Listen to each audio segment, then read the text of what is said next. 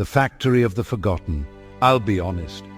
When I first heard about the abandoned textile factory in Mill Creek, I was intrigued, not scared. I mean, how many times had I heard these kinds of stories? Every old building has its ghosts, right? But something about the way people talked about the Araujo textile mill piqued my curiosity. They didn't just whisper about ghosts. They spoke with a genuine fear in their eyes, as if the place itself was alive, holding on to the memories of something terrible.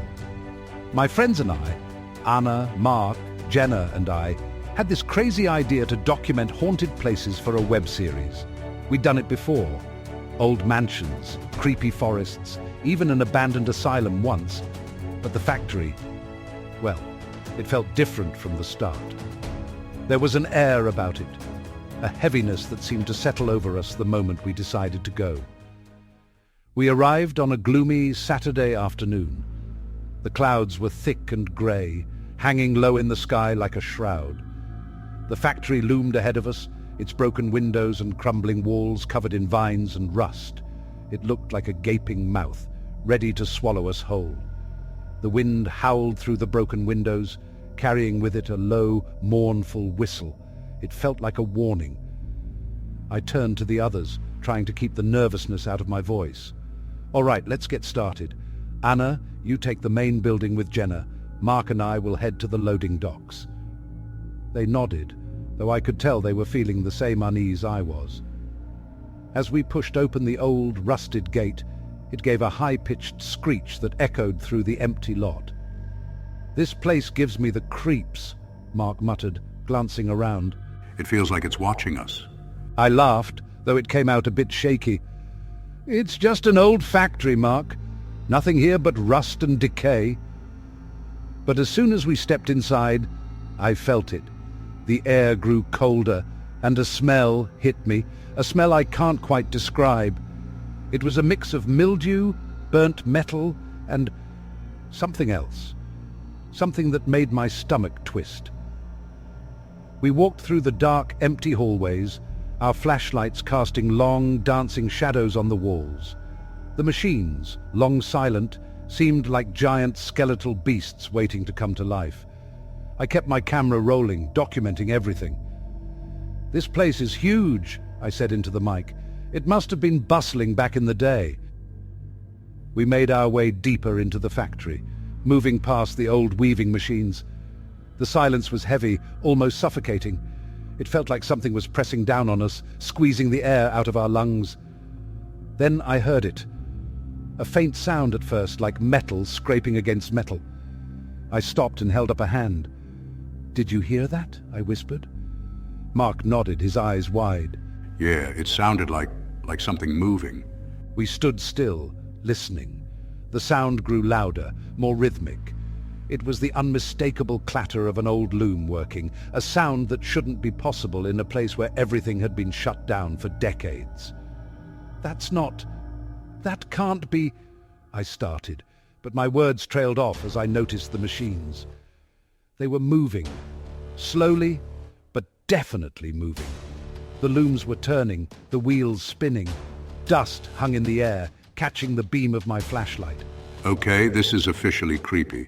I tried to stay calm, reminding myself it was probably some sort of draft or mechanical malfunction, but then I saw them. Figures. Shadowy, almost transparent figures standing by the machines, moving rhythmically, mechanically, as if they were still working. "Do you see that?" I whispered, my heart pounding in my chest. "Tell me you see that." Mark nodded, his face pale. Yeah, I see it. What the hell is that? I zoomed in with my camera, trying to get a closer look. The figures were ghostly, their faces blurred, but they seemed wrong. Twisted, their limbs unnaturally long, their movements jerky, as if they were stuck in some kind of loop. Hey, we should get the others. I don't like this. I agreed, but as we turned to leave, a loud noise echoed through the factory, a metallic clang, like something heavy falling. We froze. "That came from the other side," I said, "where Anna and Jenna are." Without another word, we ran. My heart was in my throat as we rushed through the maze-like corridors, past the empty offices and storage rooms. When we finally reached the main floor, I saw Anna and Jenna standing by an old elevator shaft, looking down. "What happened?" I asked, out of breath. Anna turned, her face pale. We saw something down there. I peered into the darkness of the shaft, shining my flashlight down. At the bottom, I saw something moving.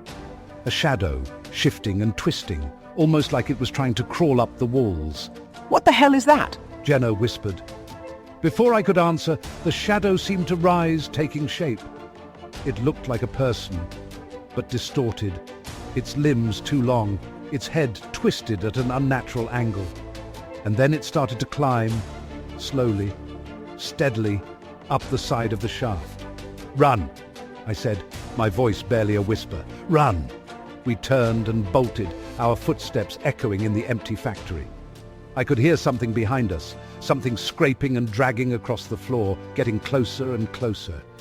I glanced back and saw the shadow in the hallway, moving faster than it should, as if it were gliding over the ground. We have to get out. Mark shouted. Now! We reached the main entrance and slammed into the old, rusted doors, pushing them open with all our strength. We stumbled out into the cold night air, gasping for breath. For a moment, everything was silent, except for our ragged breathing. But then I heard it again, the sound of machines, the clatter of looms, and behind it, faint, echoing voices, as if coming from deep inside the factory. "We need to leave," I said, my voice shaking. "This place, it's wrong. We need to go." As we backed away, I saw something in the windows, shadows moving, figures watching us, and then I heard a voice, faint but clear, a woman's voice whispering, "Help us, we're still here." I felt a chill run down my spine, and I knew, in that moment, that whatever was in that factory wasn't just a ghost. It was something much worse, something trapped, something desperate. We turned and ran, not stopping until we were back at the car. As we drove away, I glanced in the rearview mirror and saw the factory, dark and looming, fading into the distance, but I could still hear the voices echoing in my head. "We're still here."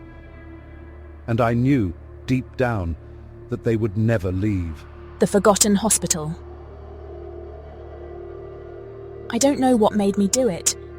Maybe it was the thrill of proving everyone wrong, of finally capturing something real on camera. Or maybe it was my own stubbornness that led me to the old San Cristobal psychiatric hospital that night. I'd been hearing stories about this place for years. Ghosts, screams, flickering lights, all the classic tropes. I never believed in any of it, to be honest. But something about the way people talked about this hospital, it made me curious. So there I was, standing in front of the crumbling facade of the building. It looked like a forgotten giant, looming against the night sky, its windows dark and broken.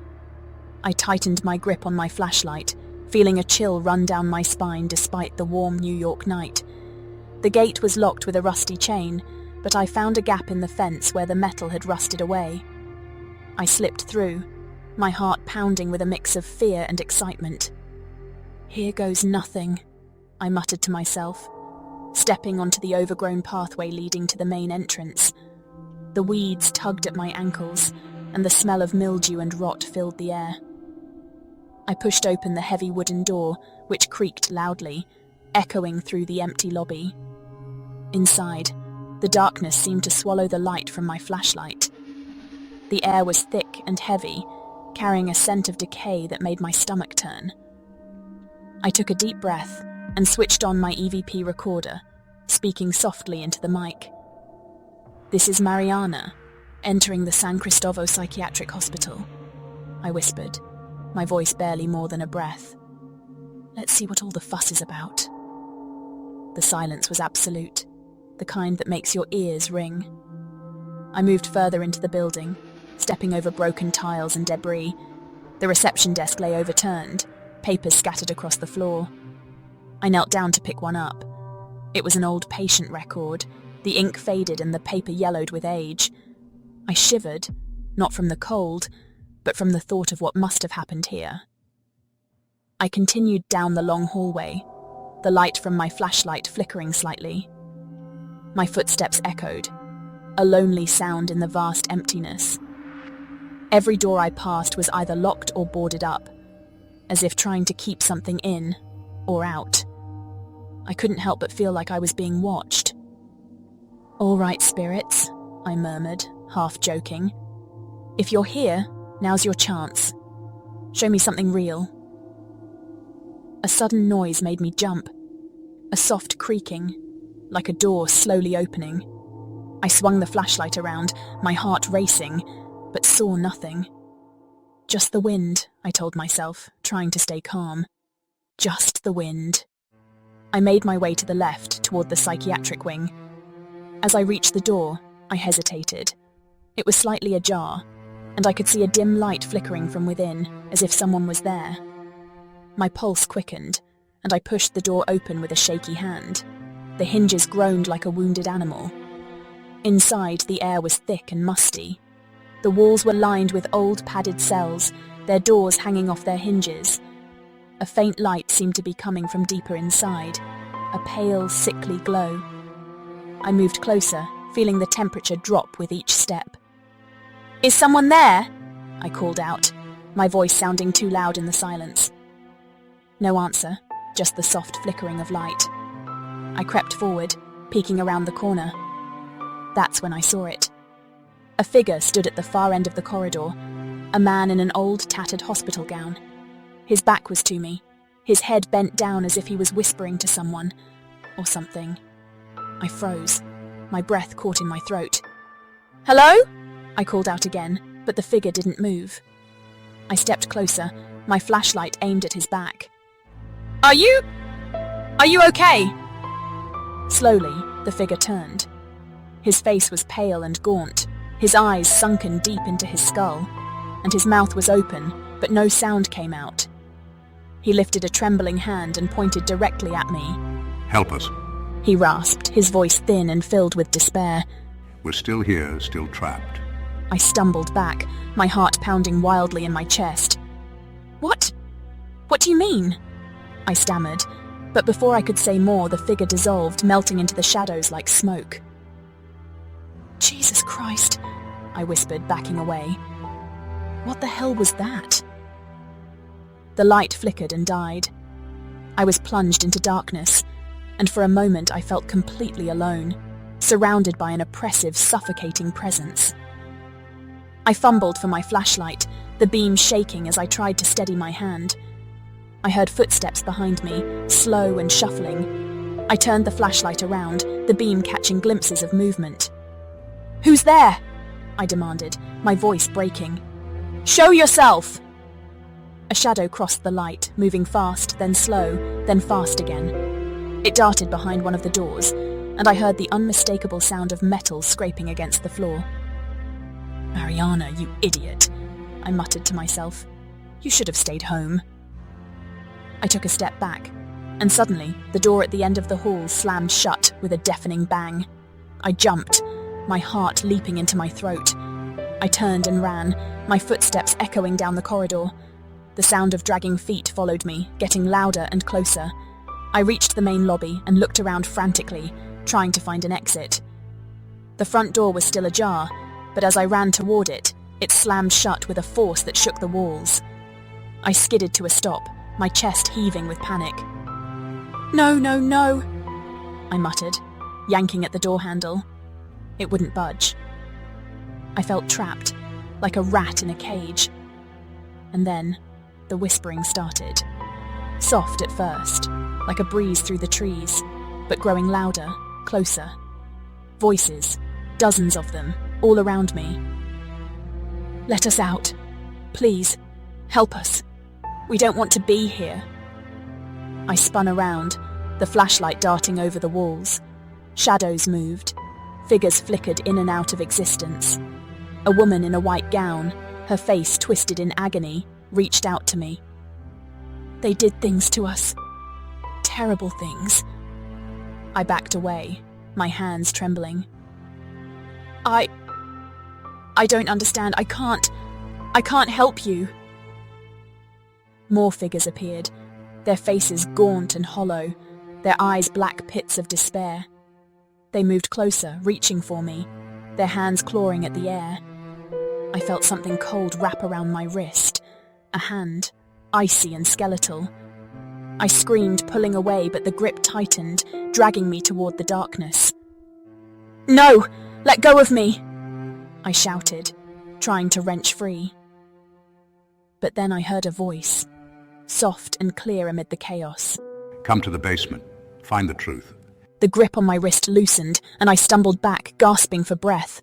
I looked around, but the figures had vanished. The whispering faded, replaced by a deep, unsettling silence. I didn't want to go to the basement. I didn't want to find out what was there. But something pulled me, a compulsion I couldn't ignore. I made my way to the staircase leading down, the air growing colder with every step. The basement was dark, the walls damp and slick with mold. I could hear water dripping somewhere, a slow, steady beat. I shined my flashlight around, the beam cutting through the darkness. And there it was, a large, heavy door at the far end, marked with a faded red cross.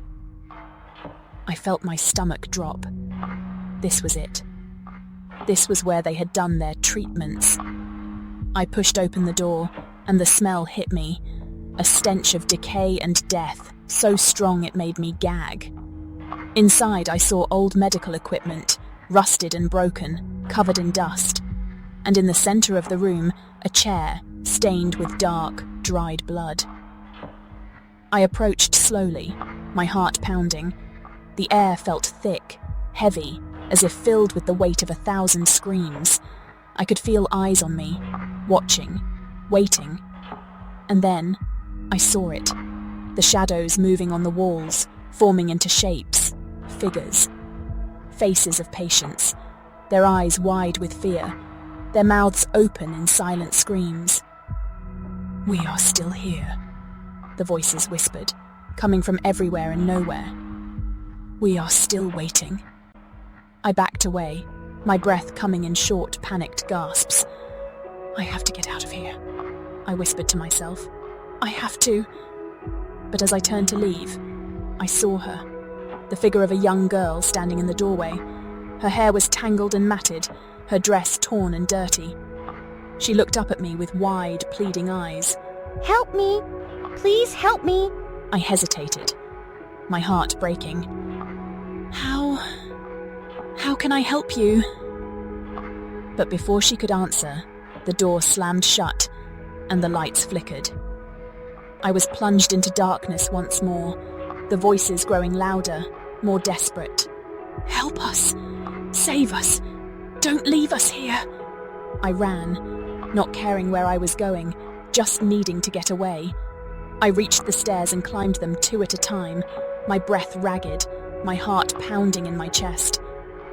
I burst through the door and out into the night, collapsing on the ground outside. I looked back at the hospital, its windows dark and empty.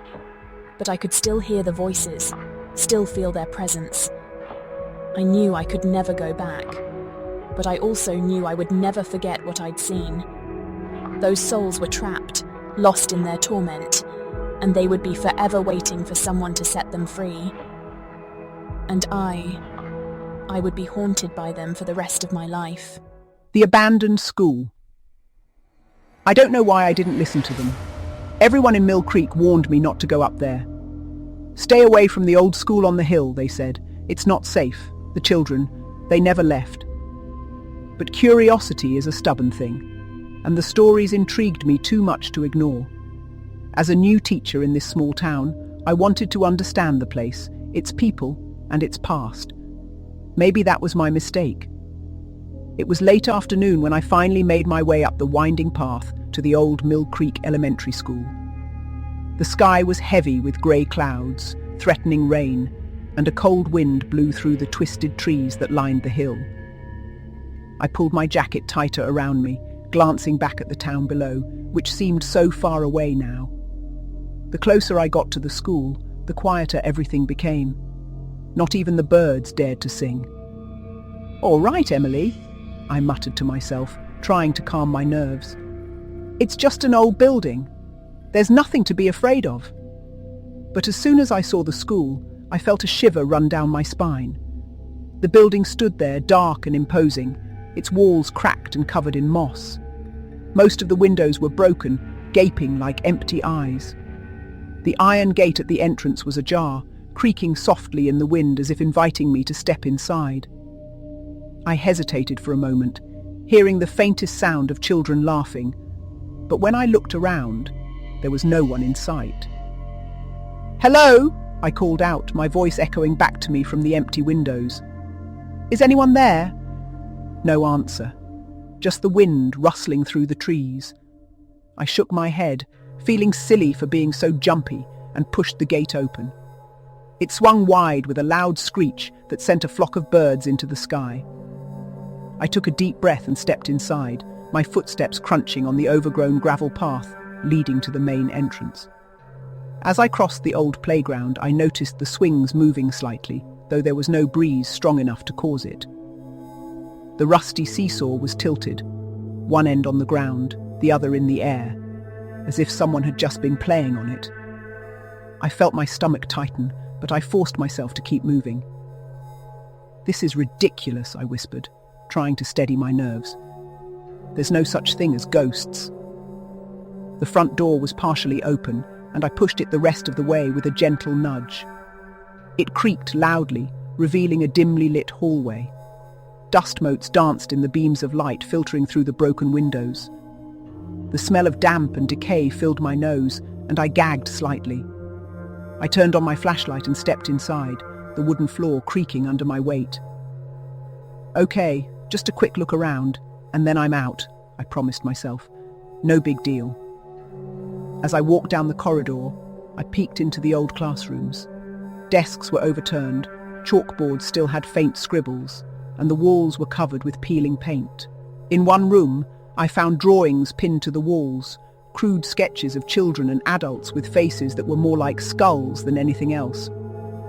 One drawing caught my eye. It showed a bus falling off a bridge, and around it, small, ghost-like figures hovered in the air. I swallowed hard. "That must be from the accident," I muttered. I had heard about it, the tragedy that had shut this place down back in 1965. An entire class of children and 2 teachers had died when their bus plunged into the river. The townsfolk said their spirits still roamed the school grounds, waiting for someone to come and play with them. I tried to shake off the growing sense of unease. "Come on, Emily," I whispered to myself. "You're letting these stories get to you." But then I heard it, the sound of small footsteps running down the hallway behind me. I froze, my heart hammering in my chest. I turned around slowly, shining my flashlight down the corridor. There was nothing there. "Hello!" I called out, my voice trembling. "Is someone there?" Silence. I took a step forward, and the footsteps began again, soft, quick, like children playing. I spun around, but again there was no one. My skin prickled with goosebumps, and I felt a cold sweat on the back of my neck. "This is crazy," I muttered, trying to convince myself it was just my imagination. Just finish looking and get out." I turned back toward the hallway and saw that a door at the end had opened slowly. The creaking sound was almost unbearable in the silence. I felt a pull, an inexplicable need to go toward that door, as if something or someone was calling me. I hesitated, but curiosity won. "Fine," I whispered, moving cautiously down the hall. "Let's see what you want." I reached the door and pushed it open. Inside, the room was dimly lit by the fading daylight coming through the broken windows. I shone my flashlight around and froze. Shadows. Shadows of children sitting at their desks, but there was no one there. I blinked, shaking my head, trying to make sense of it. What is this?" I whispered, stepping back. The chalkboard in the front of the room caught my eye. There, written over and over in childlike handwriting, were the words, "Why did you leave us?" My stomach turned, and I felt a wave of nausea. Then, out of nowhere, I heard it. A faint melody, a nursery rhyme I hadn't heard since I was a kid. The wheels on the bus go round and round. The tune was soft, but there was something haunting about it, something that made my blood run cold. I turned to leave, but suddenly, there she was, a little girl, standing right in front of me. She wore a dirty white dress, her hair tangled and matted, and she stared at me with wide, empty eyes. Do you want to play with me? She asked, her voice sweet but filled with sadness. I backed away, feeling my heart race. I'm just visiting. I didn't mean to intrude, I stammered. The girl tilted her head, her expression never changing. We've been here so long. No one comes to play with us anymore. Behind her, the shadows on the walls began to move, forming into the shapes of other children. They stepped forward, reaching out with pale, ghostly hands. My breath caught in my throat, and I felt a cold wave of terror wash over me. I have to go, I whispered, turning to run. But the door slammed shut with a loud bang, and the room filled with the sound of laughter and faint singing. The walls seemed to close in, and the light from my flashlight flickered, casting strange, distorted shadows. Please stay with us. The girl whispered, stepping closer. We're so lonely.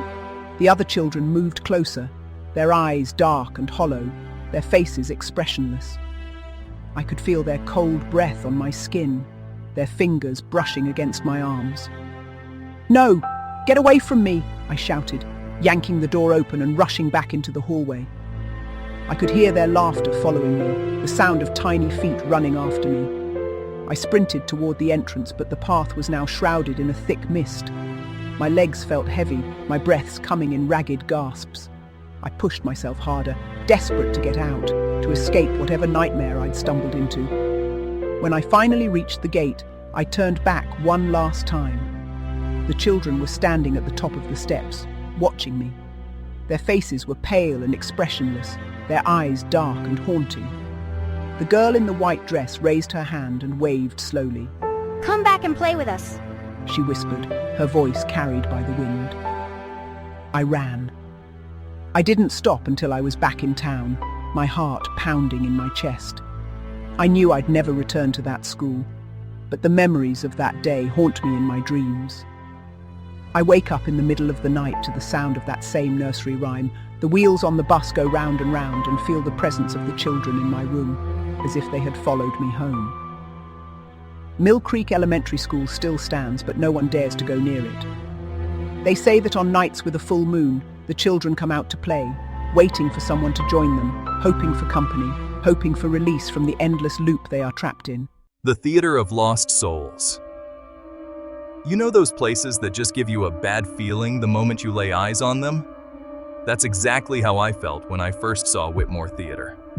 The crumbling old building sat in the middle of Raven's Hollow, like a ghost from a different era. I was standing there with my friends, Samantha and Mike, on a cold, overcast afternoon, and the wind whipped around us, carrying a chill that had nothing to do with the weather. I switched on my camera and turned to face it. All right, guys, we're here at Whitmore Theater, one of the most haunted locations in New England. Supposedly, this place is crawling with spirits from a fire that killed dozens back in 1952. I paused for a moment, trying to steady my nerves. We're about to head inside and see what we can find. Wish us luck. Samantha, ever the skeptic, just rolled her eyes.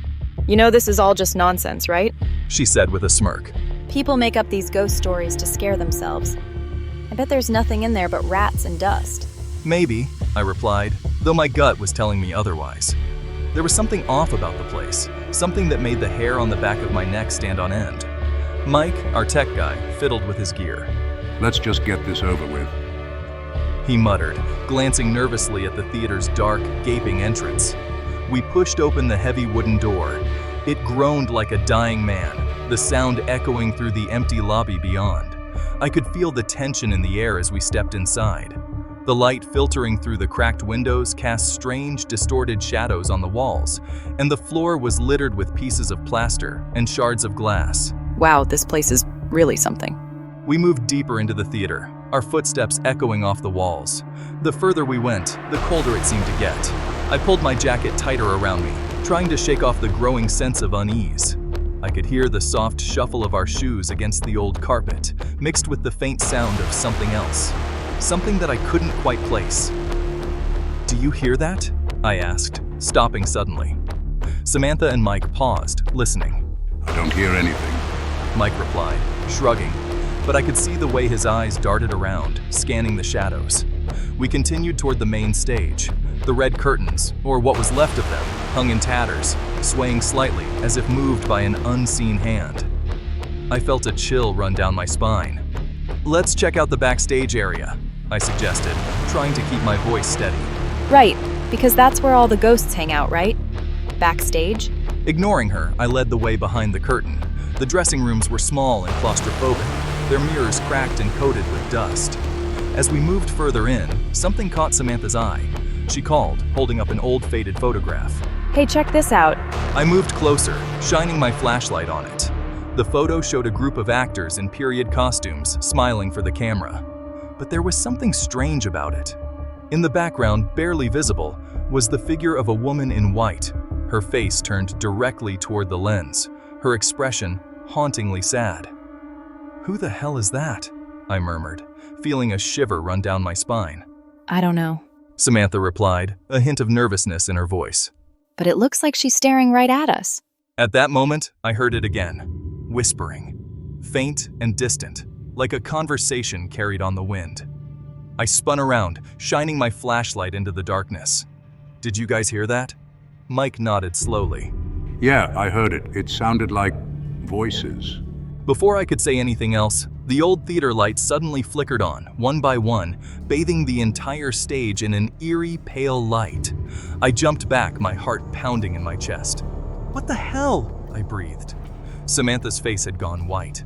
Those lights haven't worked in decades. We backed away, staring at the stage. That's when we saw them. Ghostly figures materializing out of the air, translucent and faint, moving as if performing some silent play. Actors, dancers, and musicians, all moving in slow, mechanical motions, their faces blank and expressionless. "Oh my God," I whispered. "Are you guys seeing this?" Samantha just nodded, her mouth hanging open. Mike was frozen, gripping his camera so tightly that his knuckles were white. In the center of the stage, the woman from the photo appeared. She walked slowly toward us, her white dress flowing around her like smoke. Her eyes were hollow, and her mouth twisted in a grimace of pain. "Did you come to save us?" She asked, her voice thin and distant, yet somehow piercing. I took a step back, feeling my breath catch in my throat. "What do you mean?" I managed to choke out. "We burned here, trapped in our final performance, forever." Suddenly, the stage lights began to flicker violently, and the ghostly figures moved closer, their faces contorting into expressions of terror and agony. I could hear their whispers growing louder, turning into a cacophony of voices, all speaking at once. "We have to get out of here!" I shouted, grabbing Samantha's arm. But the door we had entered through was no longer visible. The shadows seemed to have swallowed it whole. Over here.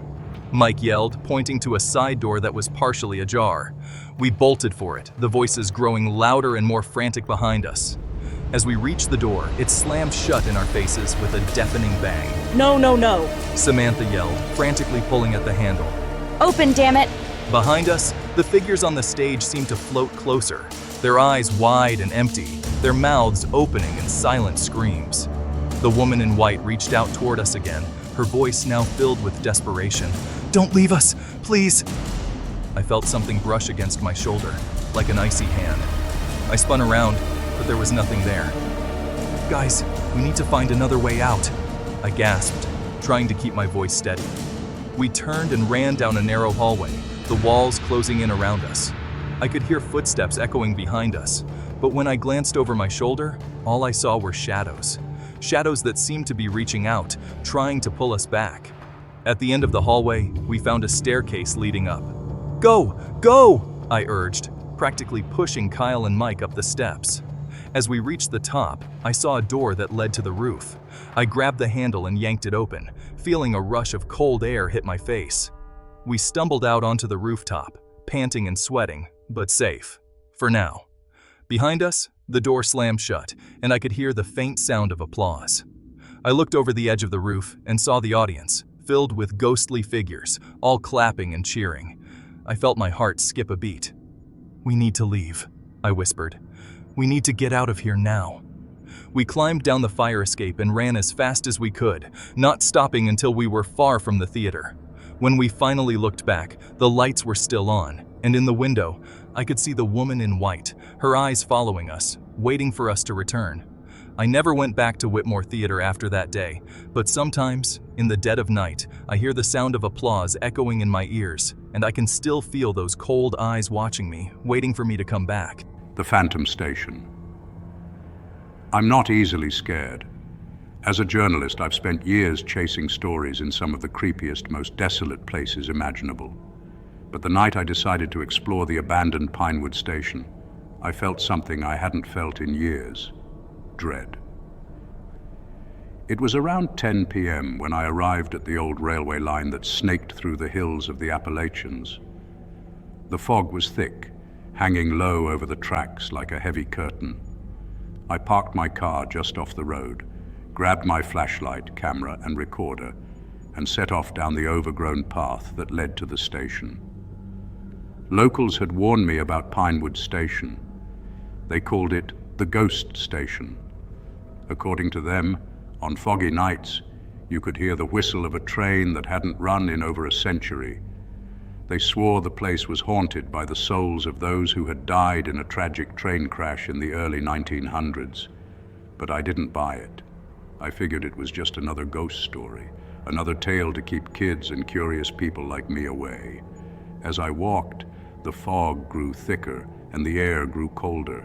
I could barely see a few feet in front of me, and the crunch of my boots on the gravel seemed unnaturally loud.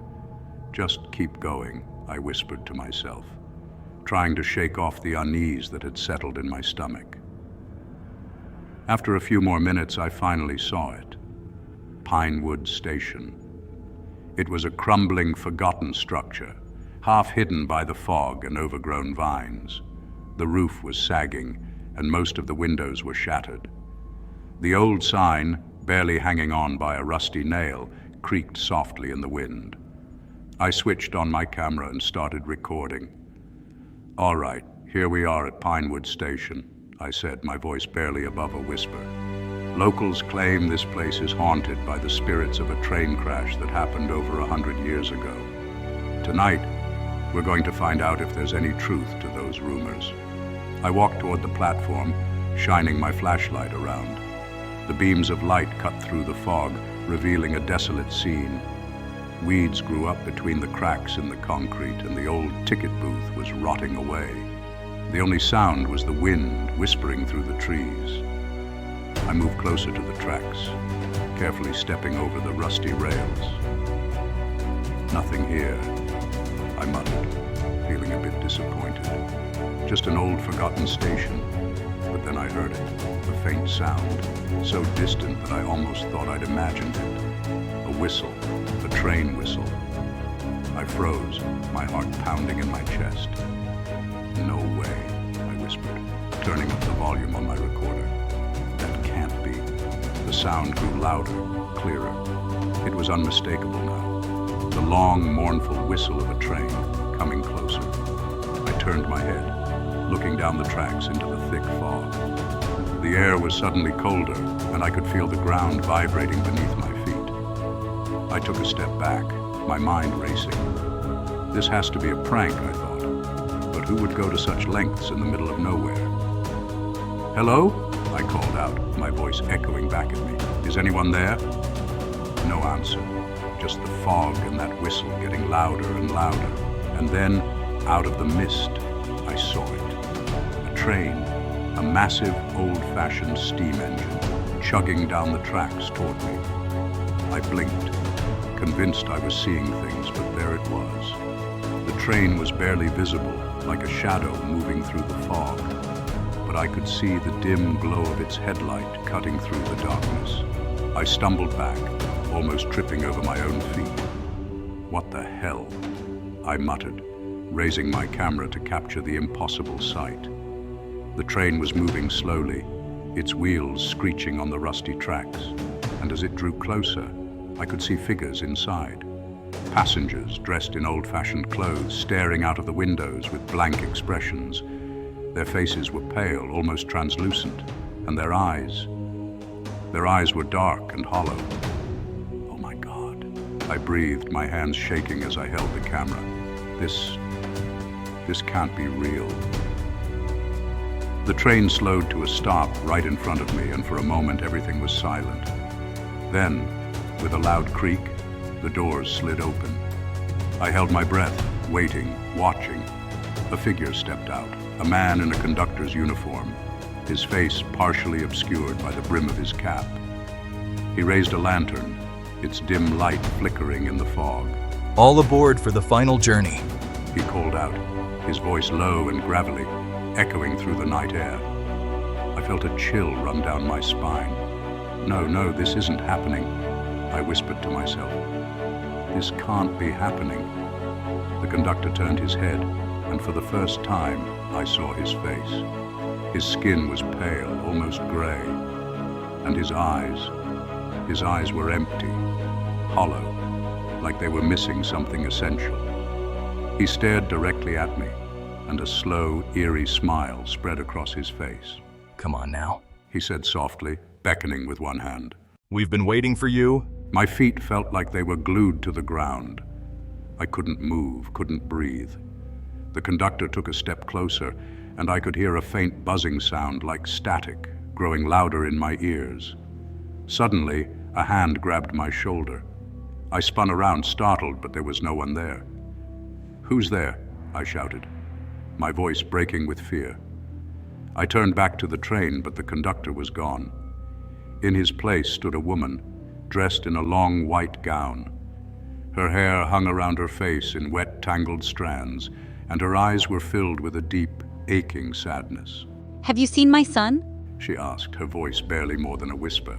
He never got off the train. I took a step back, my heart hammering in my chest. "I don't know what you're talking about," I stammered. I'm just here to..." The woman stepped closer, her hand reaching out toward me. Please, She begged, tears streaming down her face. help me find him. I felt a wave of cold wash over me, so intense that it took my breath away. I have to go, I muttered, turning away from her. But when I looked back, she was gone. The doors of the train began to close with a slow, agonizing creak. "Wait!" I shouted, reaching out instinctively, but it was too late. The train began to move again, slipping back into the fog, the whistle blowing mournfully. I turned and ran, my heart pounding, my breath coming in ragged gasps. The fog seemed to thicken around me, making it hard to see. I stumbled, tripping over a piece of broken rail, and fell hard on the ground. I could hear the train fading into the distance, and I scrambled to my feet, desperate to get back to my car. When I finally made it back to the road, I stopped and looked back, half expecting to see the train again. But there was nothing. Just the old, abandoned station, silent and dark. I got in my car, my hands shaking as I fumbled with the keys. "What the hell was that?" I muttered, trying to catch my breath. I glanced in the rearview mirror, and for a split second, I saw the conductor standing on the platform, his lantern held high. I drove away as fast as I could, my mind racing. I knew I'd never be able to explain what I'd seen, but one thing was certain. Pinewood Station was not just a ghost story. Something was there, something real, and something very, very wrong.